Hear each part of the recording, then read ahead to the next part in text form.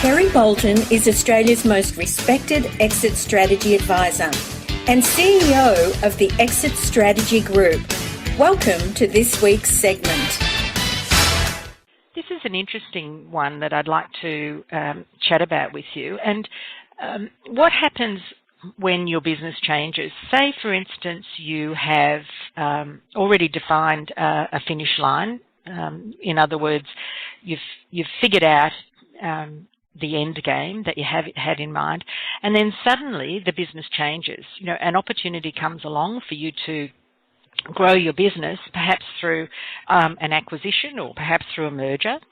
I'm talking here about a case where you may have 3 or 4 partners in the business, and this is all very hypothetical, but say, for instance, you have someone who is, closer to 60, and then you might have 2 or 3 other shareholders who are, say, much younger and in their 40s and have different needs and different aspirations for the business. So what happens when an opportunity like an acquisition comes along? You decide as a business that you're going to grow the business, and therefore your original thinking changes, because now all of a sudden you have a new lease on life, and this often happens when you do have new business opportunities come into play, and you've suddenly doubled the size of the business. So it's really important in that process to actually think about what's your new finish line, and not just take for granted that what was in place previously is actually going to stay that way. So do you need a new exit plan?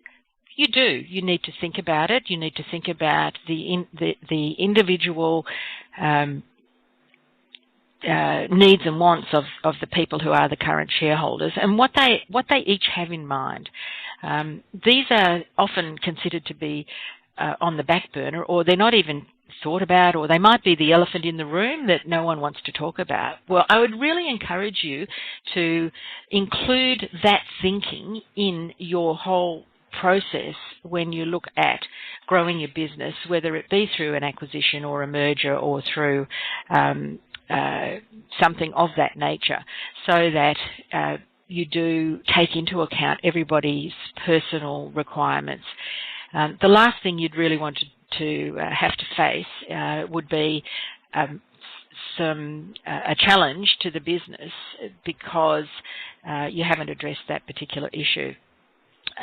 I'm sure that you have thought about shareholder agreements, buy-sell agreements, and matters of that nature, particularly contingency plans if somebody really changes and maybe one of the older shareholders just decides that they want out, and because they're mentally checking out of the business. These are really key issues for you to address when you're thinking about and defining a new finish line for your own business. If you don't have a copy of Kerry's new book, The Uncensored Truth About Exit Strategies, please visit freeexitstrategybook.com.au.